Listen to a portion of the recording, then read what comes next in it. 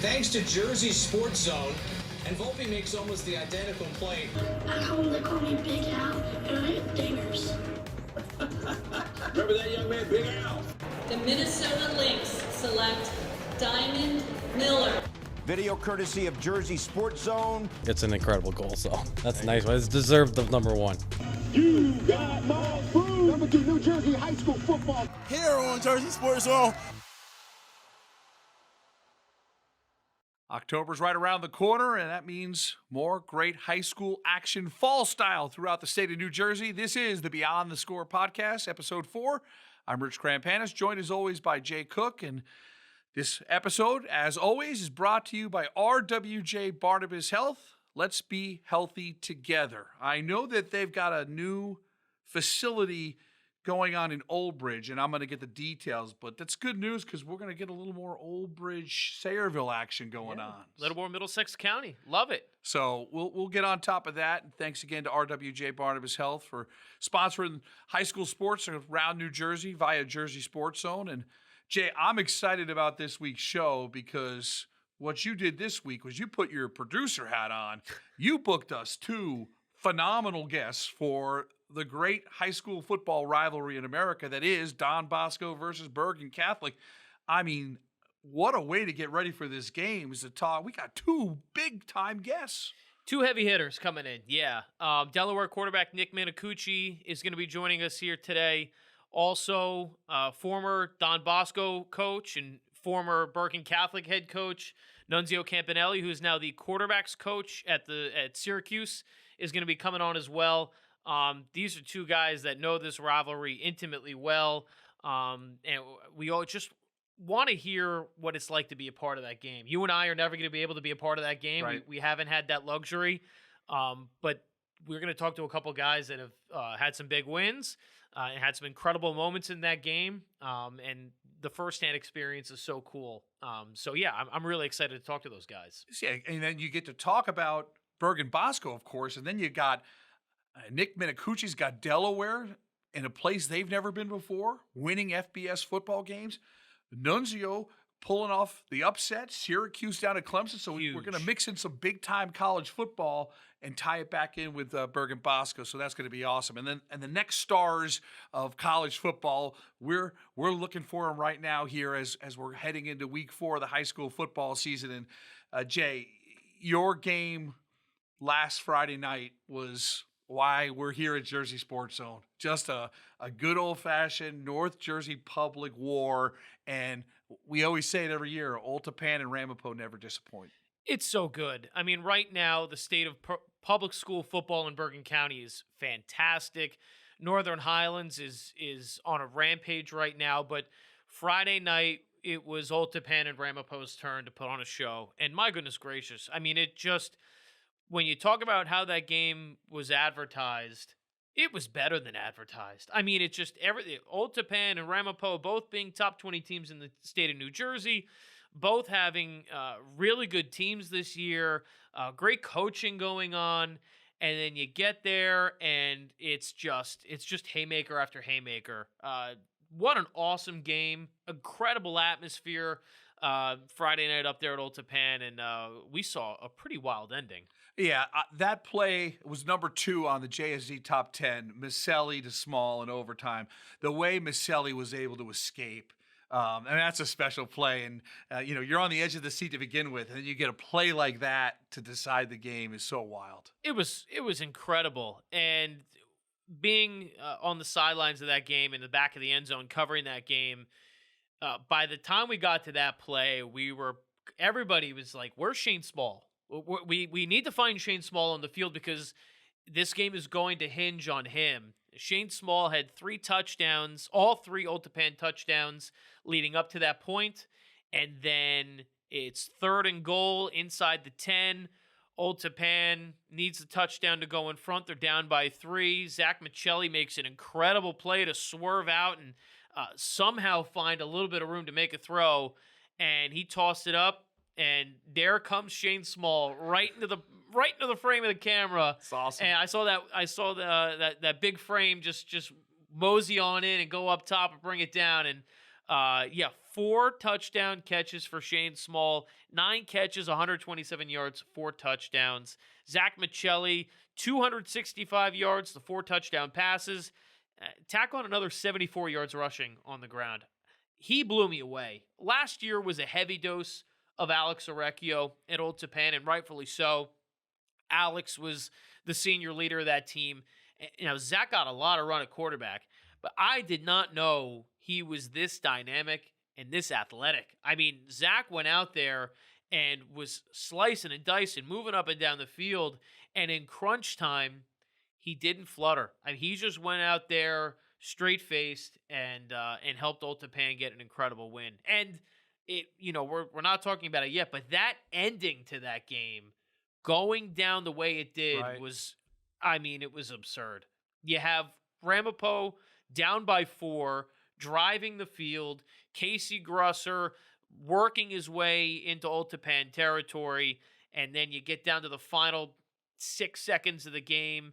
Ramapo has no timeouts left. It's all or nothing right here. Casey breaks the pocket. Everybody in the place goes silent. I mean, it's so loud, and then it's so silent because... And you think he might get in? I thought he was in. I for sure thought he was going to get in. And I've got that Old Tappan side behind me, and I'm watching everybody just in the background. It's just everybody's still. Everybody's still. It's like one of those slow motion things that happen, right? Where you're watching it, you're taking it in.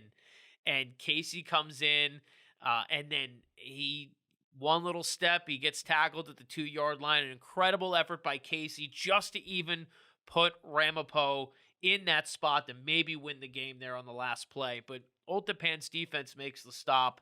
That is a complete public school football team. I mean, every single year they figure out a way to do it. Brian Dunn is a magician. He's got guys in there that play early and often in their high school careers, and by the time they're juniors, I mean, these guys are so seasoned. And that's what we saw on Friday night, was just a bunch of young guys going out there and playing an incredible game. And then Brian Dunn is the super rare. Yeah, you hear of 2-sport coaches. How many football coaches do the same thing with a girls' basketball program? He's a great girls' basketball coach, too. Old Tappan's always in the mix in Bergen County, always in the mix in Group 3. And that's a guy who literally took no break last year, right? Old Tappan goes to Rutgers. They win Group 3. And then, practice on Monday. Practice on Monday. Does he have tryouts on Tuesday? Like, I don't know. How quick is that turnaround for Brian Dunn? He will never brag about it. Brian is a very modest coach. Does his thing, puts his head down to the grindstone, and goes and does his thing. Will never brag about himself ever. But that's just a guy who loves being a coach and loves getting the best out of their kids. And he's consistently done it at Old Tappan. So I firmly believe Old Tappan, when you talk about the best public schools in the state, if you don't have Old Tappan in your top 3 public schools in the state, I just don't know what you're seeing. I mean, those guys are so legit. No question about it. A-plus program. And then you turn to, we saw the number 2 play at Old Tappan on Friday night. I think the number 1 play on Friday night down at Toms River North and Brick Memorial. What a moment. Well, we know the story about Brick Memorial. They got punched in the mouth pretty hard by Rumson Fairhaven. They didn't have their quarterback. Well, Jason Lahara's back, and one of the best receivers in the state is Nunzio Matthews. And game on the line. They were down 21-7 at the end of 1. They claw back to tie the game. They're at the 33-yard line. Lahara throws one up. 2 Toms River North defenders are all over Nunzio Matthews, and Matthews goes ahead and pulls his best Randy Moss imitation with 6 seconds left, beats Toms River North 28-21. Great job by Mike Griggs, our new freelance guy. A-plus shooting. Got the big moment, clutch play of week 3, and Brick Memorial is re-energized now, right? And on the other side, look, Toms River North is 1-3. They played a brutal, tough schedule. I don't think anybody's looking to sign up to play them, even though they're 1-3. They're young. They're 3-time defending state champs. They're going to get back on track, Toms River North. But big shout out to Nunzio Matthews for that catch. And we feel good when we have moments like that, right? Where we get to see it happen. And what a fantastic play by Matthews. And yeah, that's the first time a public school has beaten Toms River North since I think the Kingsway state semifinal or section final rather in 2022. So it's been 3 years since Toms River North has lost to a public school. Let me just let that sink in. That's an incredible amount of time. So look, that's an angry bunch down there in Toms River North. I think they're going to get right, but great job. Walt Curry's one of my guys. I love Walt Curry and what he does with Brick Memorial, and that's going to be a fun program to watch, but a fantastic finish. And now we kind of set the table now for Bergen-Bosco. And Jay, coming up here after the break, we're going to really dive into Bergen-Bosco, give it its due as this mega game. So we'll come back and we'll talk Bergen-Bosco with a couple of big names from the college football world. That's when Beyond the Score continues right after this. Wherever your child's interests take you, we're there. With the only nationally ranked pediatric program in the state for orthopedics. RWJ Barnabas Health. Let's be healthy together. Dream big, they say. We say dream bigger. Over 3 million square feet of bigger, so you can plunge deeper. Play in the snow longer. Wonder greater. Pose with your friends sillier. Shop with your family happier. Make every meal tastier. And float higher than ever. Whatever your dream is, come live it big time at American Dream. Nick Minicucci wins it for Delaware. Welcome back. FBS football inside at Delaware Stadium. The blue and gold victorious.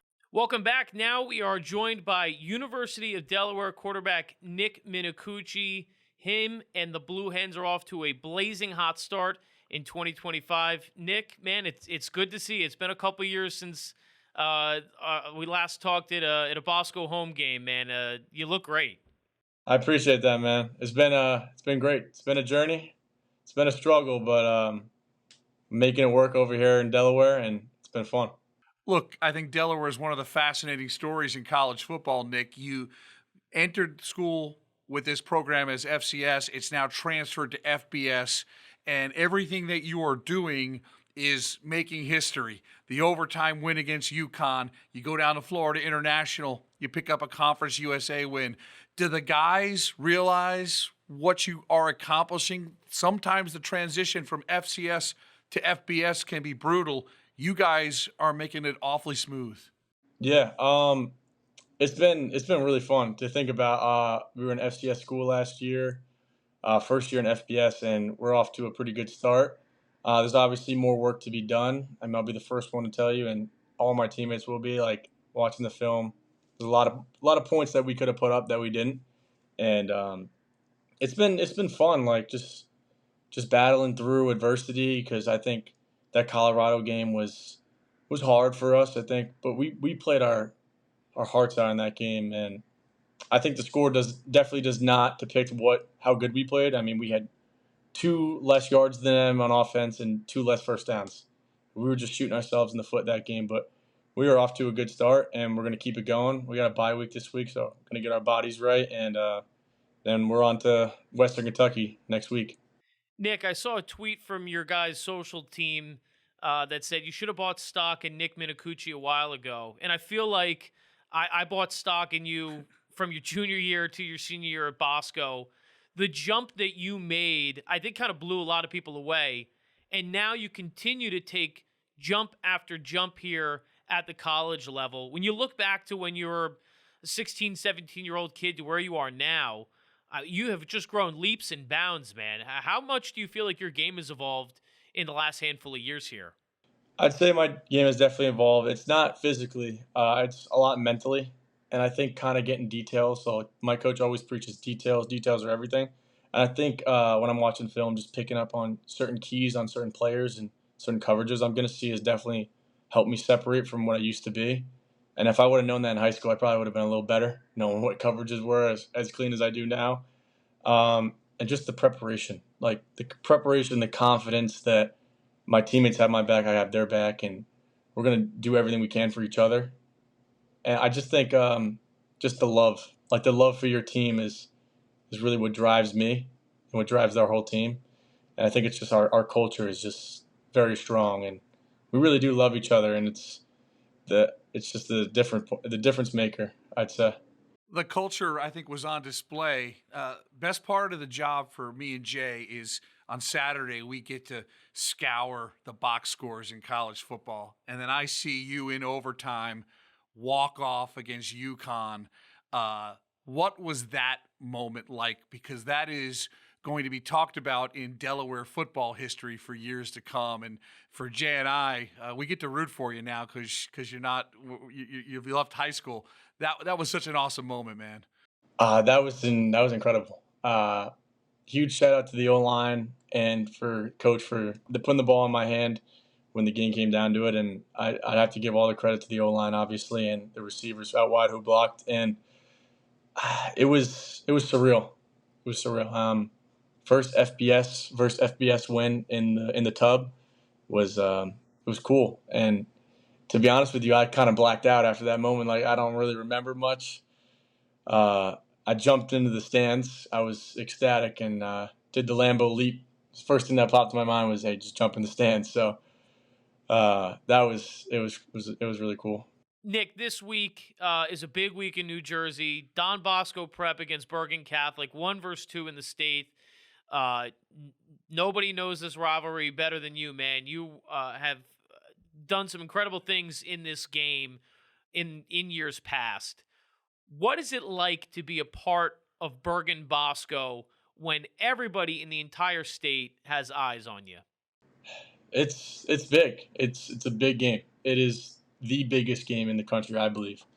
I believe that rivalry there's no other rivalry like it. And so when you have, in high school, 10,000 people watching you, I mean, it's a huge game. And if I could do it again, there's one thing I would love to do again, and I can't. I would want to go back to the state championship and beat them. But yeah, this rivalry does run deep. I mean, I haven't always beat them, which sucks, but we have had some big wins, like that regular season win in 2022 when we smoked them. That was huge for me, and then beating them on the final play in 2020. So I love this rivalry. I love Bosco. I mean, it's my home. I love that place to death. I love Coach Sabella, and I think that I've been watching a lot of the Bosco games. I think we got a big shot. We're gonna ball on Friday night. That 2022 game is talked about because we have not seen those black Bergen Catholic jerseys ever since then. You won't ever see them again. They should burn those jerseys. That meant a lot to you guys to get that win, to go up there. I mean, you look at that team. Nolan was a sophomore. You had Chase on the offensive line. Marino was on the offensive line. Bobby Mays out wide. I mean, what a really good Bosco team that was. To go in and beat Bergen, you were the last team in New Jersey to beat Bergen Catholic in New Jersey. New Jersey versus New Jersey team. That they have won 28 straight games. Yeah. We're about to win on Friday. Oh, so you feel confident that these guys have a good shot this week? Always. I always feel confident in this team. I think that they have a different feel this year. I'd say my team was definitely one of the best to come through there. I'm biased, but we also had record numbers through week 4. So I still think this team is different too. I think this team has the shot, has the keys, and they're going to run with it. Nick, I want to thank you for taking the time to join us here. Great spot. Jay Cook was on the Nick Minicucci bandwagon on day 1. He got me on. I think it was like a day 3 kind of guy, and I've been following you ever since. And I want you to lock in this season. I told Jay when I want Delaware to go to a bowl game. I want that experience for you, and I know we'll be watching that game and following you the rest of the way. So thanks so much for taking the time with us. Of course, man. Thank you guys so much. No one plans on heart disease, but everyone should have a plan for it. We help patients of all lifestyles and medical histories plan for healthy hearts. We offer convenient screenings without judgment, hundreds of preventive programs, and women's heart specialists. And we're the largest cardiac surgery program in New Jersey. Make plans for a healthy heart with RWJ Barnabas Health. Let's be healthy together. It's really nice to be in a situation, in a place where there are very good people who take good care of people. Orthopedics is it's not about saving lives, it's about saving quality of life. A lot of people, we live high-stress lives, so if you tell someone they can't do something for whatever reason, that's pretty traumatic. I really take pride in trying to be empathetic and trying to put myself in every patient's shoes. I want to take care of people like I'd want to take care of my family, and I think that when you do that and give somebody that family feeling and give them your honest opinion for what you would do, they value that. Well, we got the Don Bosco perspective from Delaware quarterback Nick Minicucci, and what better name, Jay, than for us to look at the Bergen perspective than Nunzio Campanile, the quarterback's coach at Syracuse University. Coach, thanks so much for taking the time, coming off a massive win for the Orange against Clemson, but you're still thinking a little bit about Bosco Bergen this week, right? No doubt. There's very few people that have been in more Bosco Bergen games than me. So, I was on both sides of that equation for about 18 years. So there's probably not a better game in high school football in America. Coach, you have been removed from this game for a number of years now. I mean, you were at Don Bosco Prep, being the offensive coordinator, being the head coach at Bergen Catholic. Like you said, you experienced a lot of that. What makes that game so special? What do you think is the special sauce between Bergen and Bosco? Well, I think obviously they both have great tradition. They both have great pride, great alumni bases. And honestly, I think there are so many similarities between the two programs and the two schools. I mean, they have things that obviously make them both unique. But at the same time, those kids all come from the same communities. They go to the same churches. They, kind of work out and hang out in the same places. So it's very different. Like in college football, you have a rivalry that may run for decades, but you're not going to run into those people in the, ShopRite or something like that, So it's a different animal, I mean, these are sometimes guys that you played junior football with or, whatever. The coaches have coached at both schools, that type of stuff. Coach, we got to talk a little bit about Syracuse. I guess we experienced the highest of highs and lowest with lows as far as Steve Angeli goes. To see him go down to Death Valley. Coach, I covered Clemson football for 14 years. There are very few people. The only guy I can think of, I was there when Jameis Winston did it to Clemson. Steve Angeli, what he did at Clemson was right on that level, and Jameis Winston won the Heisman Trophy that year.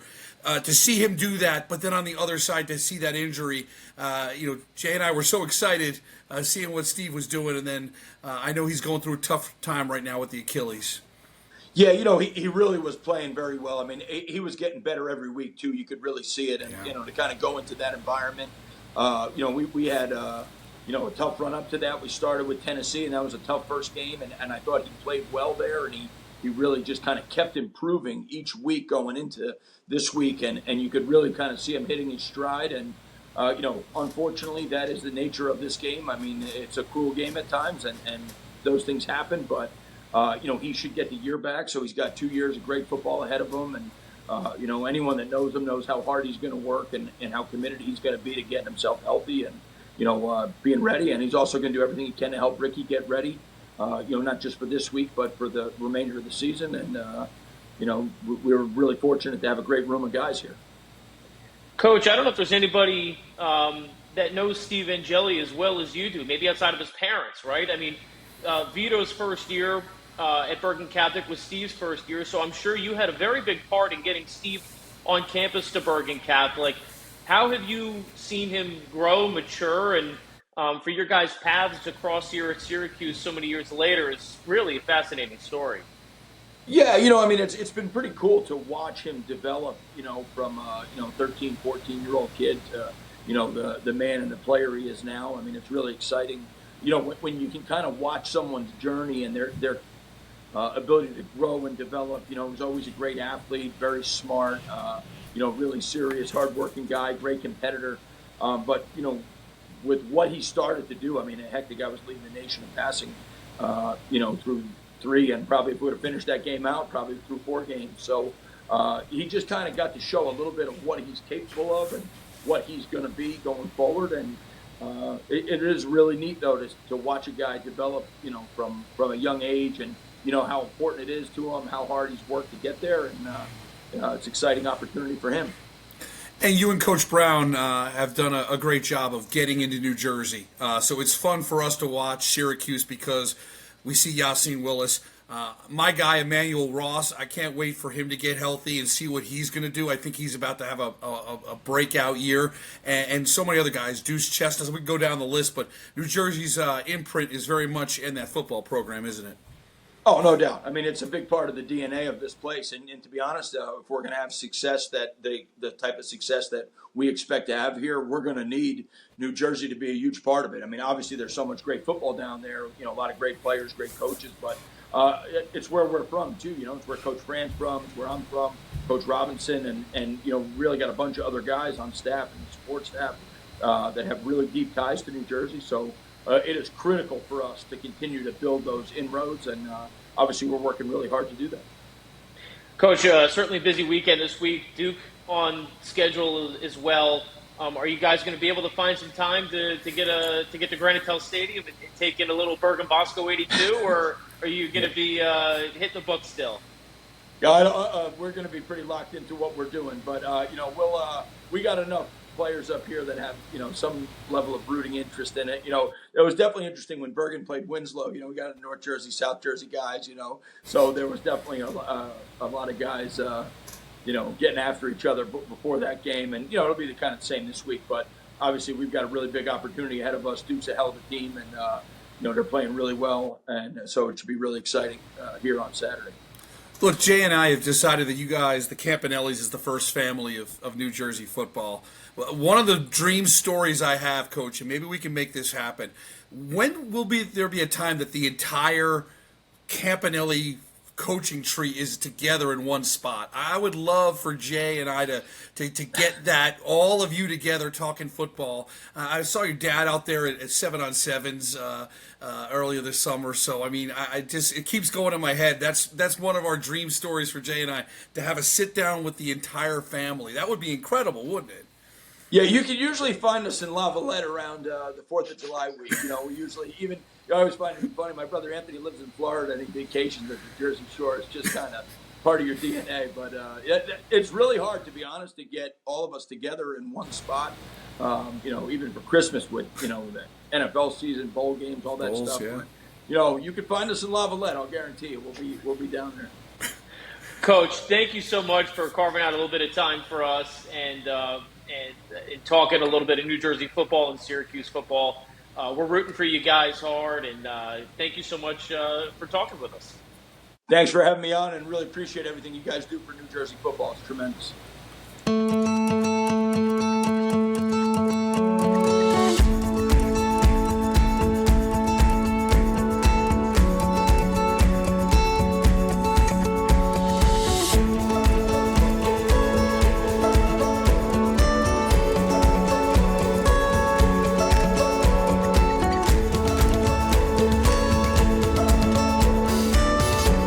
You're there for them. We're here for you. Get back the life you love. Buffalo Wild Wings has teamed up with Jersey Sports Zone to honor high school athletes across the state with gift cards. We'll have Buffalo Wild Wings Player of the Game interviews all year long. Visit Buffalo Wild Wings locations in North Brunswick, Bridgewater, West Windsor, Flemington, Brick, and Toms River. A special thanks to the Munson Restaurant Group for supporting New Jersey high school athletes and Jersey Sports Zone. Well, if I wasn't excited about this game before, talking to two great guests like that, both from each side, now it's getting there, Jay. I think, I'm worried that at some point we're going to have to get you a hotel so you can get there on time and get a good parking spot. I feel like we might need you to camp out to get a good parking spot, but here we go. Bergen at Bosco. Number 82 all time, the 82nd meeting. As we heard before, it is the best rivalry in New Jersey. It's up there as among the best rivalries in the entire country of any sport. And in the football world, it just means more. There's something to it. It just means more. This year, it's the undisputed number 1 team in New Jersey against, in my eyes, the number 2 team in New Jersey. These are the cream of the crop right now. We have not seen Don Bosco yet. Jersey Sports Zone cameras, we have not seen Don Bosco yet this fall. They were down in Texas. They had a home game against Florida, against the Florida team. So we haven't seen Bosco yet, but I've been talking to a lot of people up north, and the thing I consistently hear is that Bosco might have the best overall roster in the state. Coach Dan Sabella has done an incredible job of bringing in, program kids and turning this thing into a powerhouse. I mean, Bosco is right up there every single year, but this year, this is a really good team. The defense is so good. The defense is it's really, really dynamic. They get after the quarterback. They're able to stop the run really well. At linebacker, you've got Mekhi Allen. This is one of the most dynamic players in the entire state of New Jersey. And we're starting to see Mekhi now in a leadership role, in a role where he's counted on, just start to take over. He's getting hot at the right time. And this is a guy that everybody around him, gets energy from. The DBs are fantastic. Phoenix Evans is a 5-star sophomore. Jack DeMena has 3 or 4 picks already this season. He's made a massive impact in the defensive backfield. The offense, it's got depth. It's got depth. They've got JT Garasi, a massive Power 4 recruit at tight end. They've got pass catchers, guys that just a litany of pass catchers that go out there and make plays. The backfield is deep. They've got 3 backs that they're going to rotate in there and play. And the quarterback is the most interesting thing right now. Carson Shane has taken over as starting quarterback at Don Bosco Prep. Carson is the son of New York Giants general manager Joe Shane. Everybody saw Carson on the offseason Hard Knocks, lobbying for different quarterbacks to be on the Giants. And, we know why he was doing that. The kid's a quarterback. He likes watching quarterbacks. And, Carson is in a really big spot. This is by far going to be the biggest game of his life. And, it's a home game at Don Bosco. So buckle up. Bosco looks like they're ready to go. And when you kind of look into this matchup, it is easy to look at. You've got young quarterbacks on both sides. You got a sophomore in Carson Shane. On the other side, you got a sophomore in Trey Taliaferri. They have been doing just fine at the varsity level, but this takes things up a notch. We heard earlier in the show, Nick Minicucci, what it's like for a high school kid to play in front of 10,000 kids. For Trey Taliaferri and Carson Shane, this is going to be their first dose of that. And we all know the quarterback position has that added amount of pressure. If something goes wrong, if there's a pick or a turnover or a fumble, how are these 2 kids going to be able to bounce back from that? That's what's so exciting about this. And the other part of this, Jay, you give the pregame notes. 28 straight wins for Bergen Catholic. The last time Don Bosco won was when our guest, Nick Minicucci, was there in 2022. That's got to be in Don Bosco's mind. And there's something to be said, and I think these 2 incredible coaches, Dan Sabello and Vito Campanile, you got to almost not be too amped up. You can't be in the red at pregame. You got to realize, hey, we got a 4-quarter thing here, and to manage those kids' emotions, which is easier said than done, because look, if 10,000 people were at this podcast right now, you and I might be a little, stumbling a little bit, or a little jittery. A little jittery. Fortunately, we're amongst ourselves here in Tinton Falls. But I think that's what's most exciting about this is to see these 2 kids at the quarterback position and how they're going to handle a special, incredible situation on Friday night. Absolutely. It's interesting.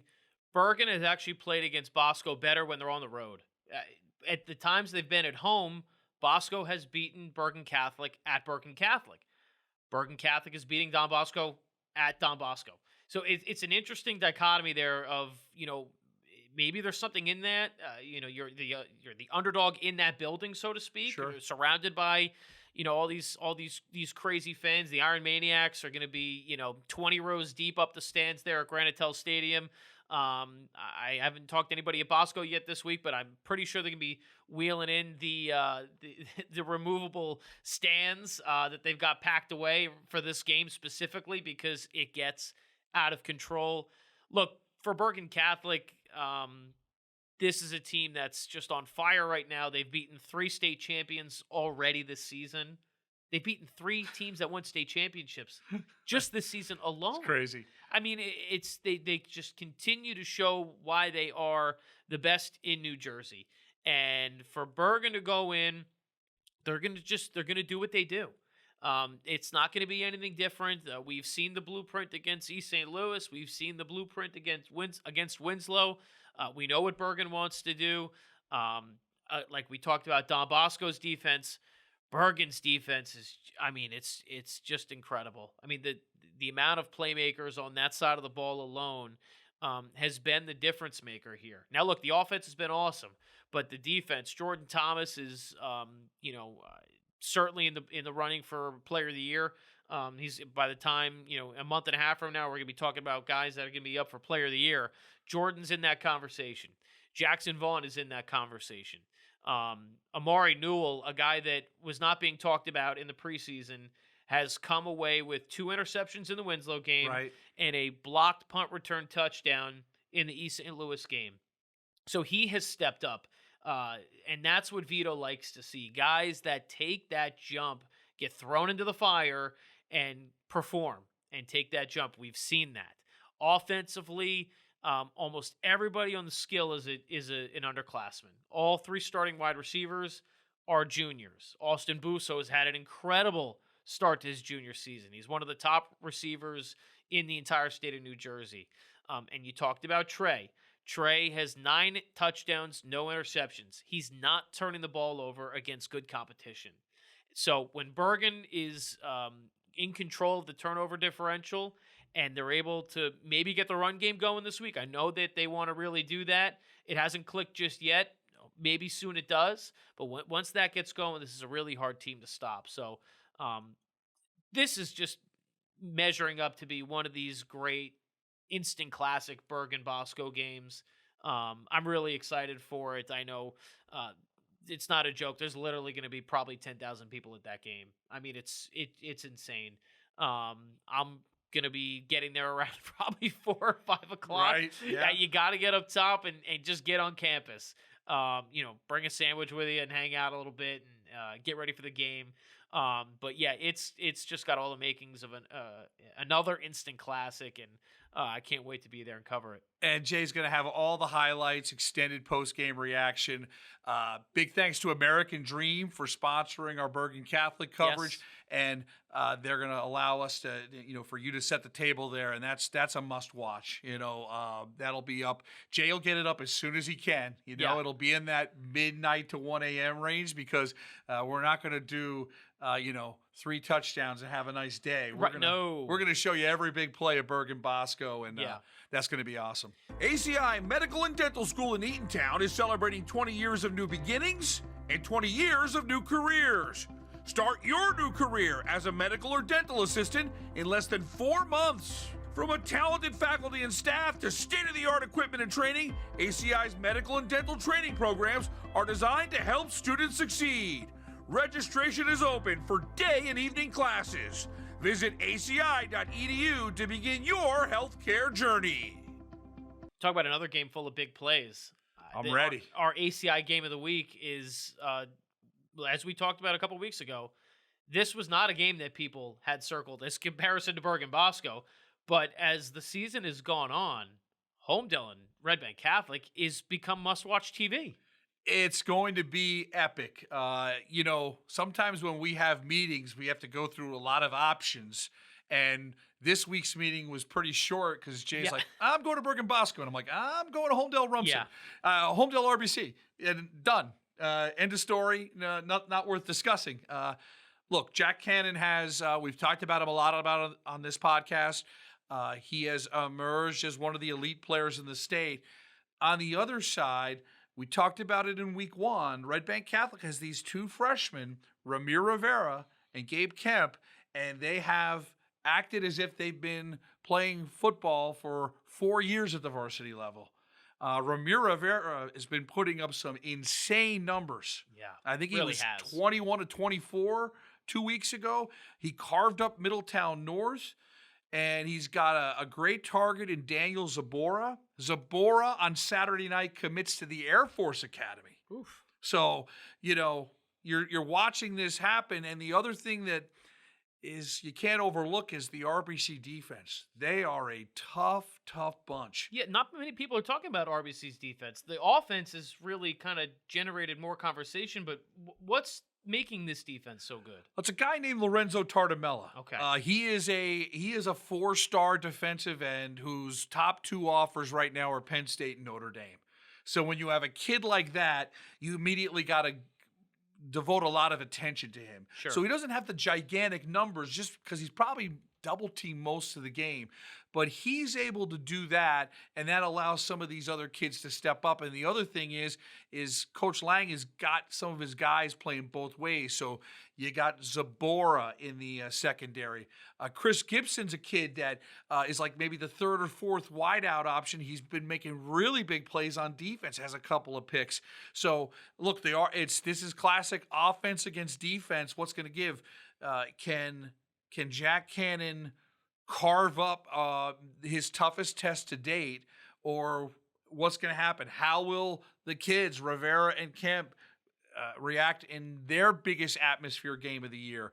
It's going to be wild. So we'll have all those highlights. ACI Medical and Dental School game of the week. Thanks to Frank Preston for allowing us to showcase these kids like that. And it's going to be a wild one, Jay. Yeah, line me up for that one. I can't wait to watch that on Saturday morning on JerseySportsZone.com as I'm getting ready to go up to St. Joe's Montvale and St. Peter's Prep. Another massive game in the state of New Jersey. It just seemed like this week has been one of those weeks where there's heavyweight showdowns all over the place. St. Peter's Prep 4-0, St. Joe's Montvale 4-0. St. Peter's, boy, they look good. This is a special year at St. Peter's Prep, and these guys are enjoying the ride so far. There's a lot of smiles on that sideline. They've been playing tough. They're turning the ball over on special teams, making big plays, on defense, making big plays. Nobody really doubted the offense. At least I didn't. I knew that there was a lot of talent there, especially with the run. The fold of the run game now has become they're able to just grind you down in the late stages of a game. But for St. Peter's to start turning teams over, scoring on defense, blocking punts, blocking field goals, it's something we haven't seen in a while, maybe since the Cody Simon days when St. Peter's Prep was in the non-public Group 4 state championship. This is a defense that is hungry. There's guys in the secondary that are terrifying. You just really don't want to throw the ball down the field because somebody might come down with it and somebody might house it.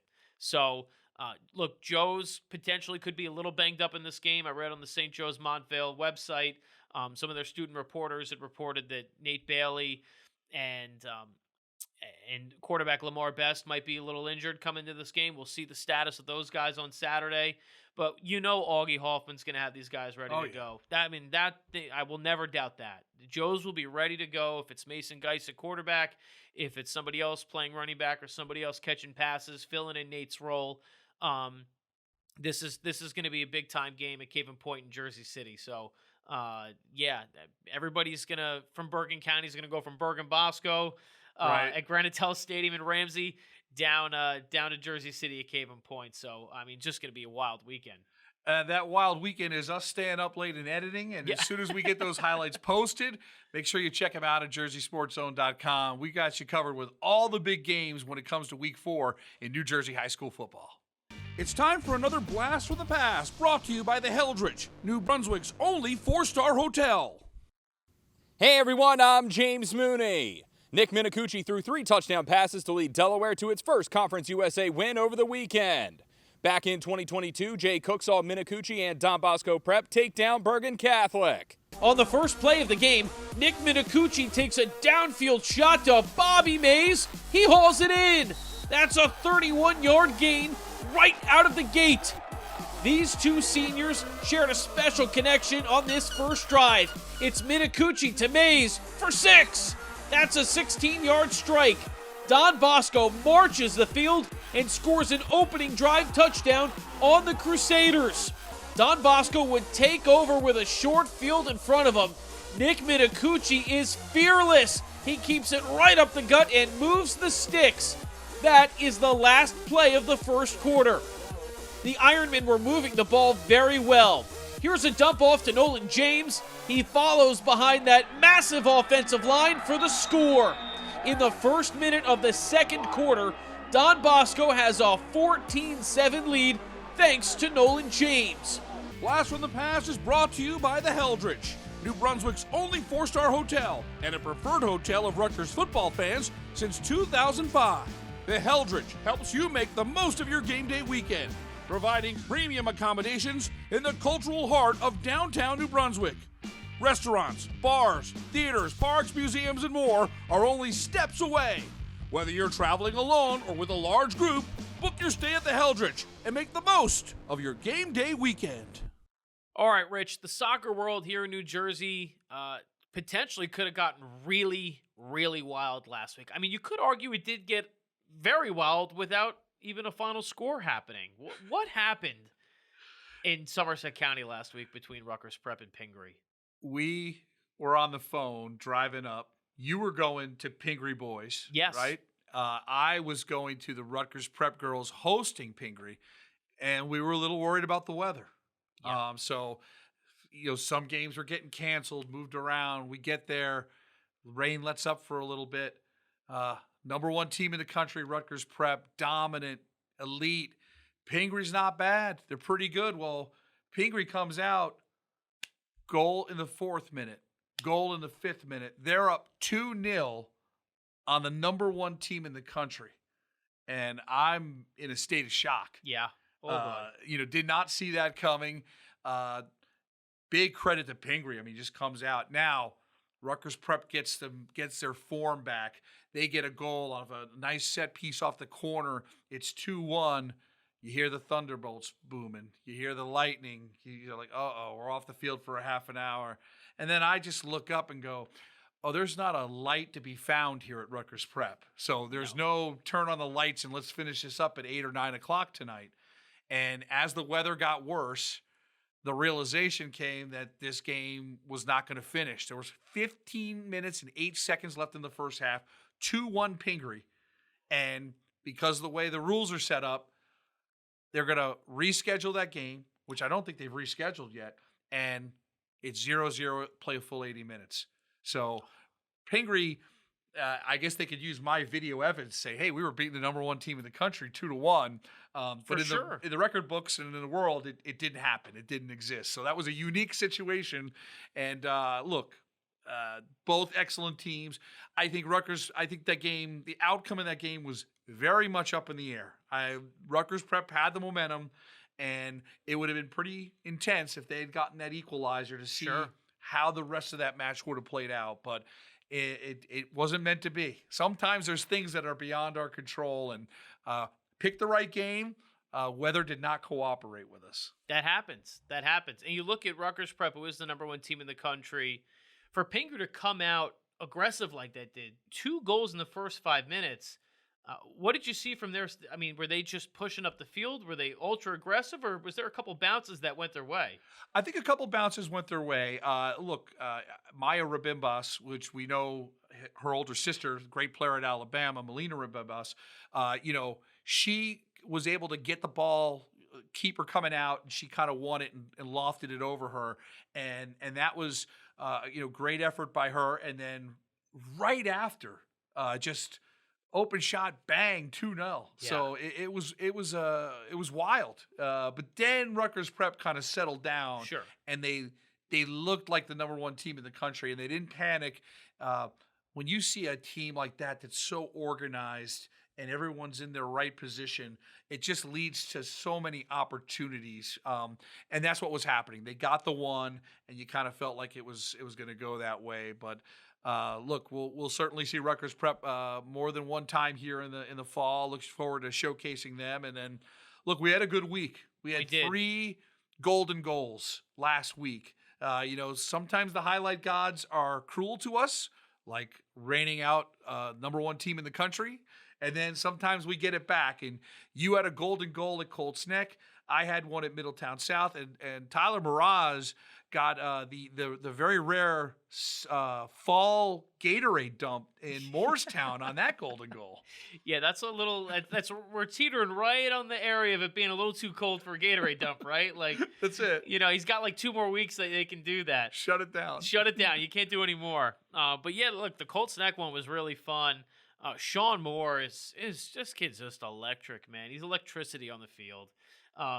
Freehold Township has doubled him the entire game. I mean, you're talking about nearly over 80 minutes, right? Where Colts Neck is trying to, get the ball at his feet, and they finally do a great pass across the field. And when you watch him play that ball, and you're like, well, how did he control that? How did he advance that pass?